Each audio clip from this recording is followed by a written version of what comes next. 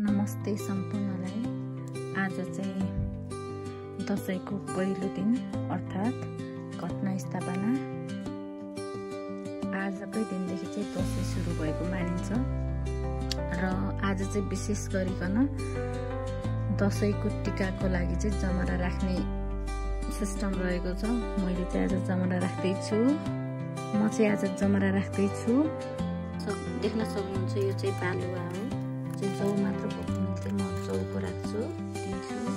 बालुवा छरेर यसरी बालुवा छरेर यसमाथि चाहिँ जुन जौ छ त्यसलाई छर्ने हो। यो चाहिँ सालको पातको टपरी हो।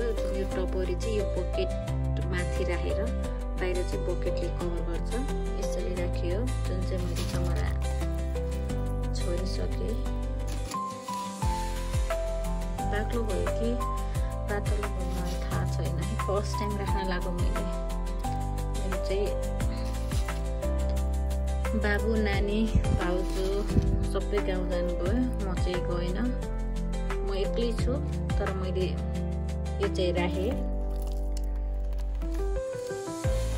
राख्न त है म बसे पनि एक्लै भए पनि राख्नुपर्छ भनेर चाहिँ राखेको मैले।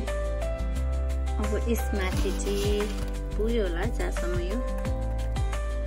यो मैले राखेँ। अब यसमाथि चाहिँ म बालुवा राख्छु। बालुवाले छोपिदिन्छु। यसलाई छोपिदिन्छु बालुवाले। हामी गाउँतिर त प्राय माटोकै राख्छ क्या। बालुवामा चाहिँ त राम्रो उम्रिन्छ अरे। लास्ट इयर पनि यहाँ राखेको चाहिँ राम्रै गर्थ्यो। हाम्रो गाउँतिर चाहिँ माटो नै युज गर्छ। कालो माटोमा राख्छौँ त्यता पनि राम्रै हुन्छ। मैले चाहिँ यो छरिसकेँ। अब चाहिँ यसलाई अलिकति पानी छरेर जुन यसले चाहिँ म यसलाई कभर गरिदिन्छु। अनि यो मुनि यो दराजको मुनि राख्छु क्या कभर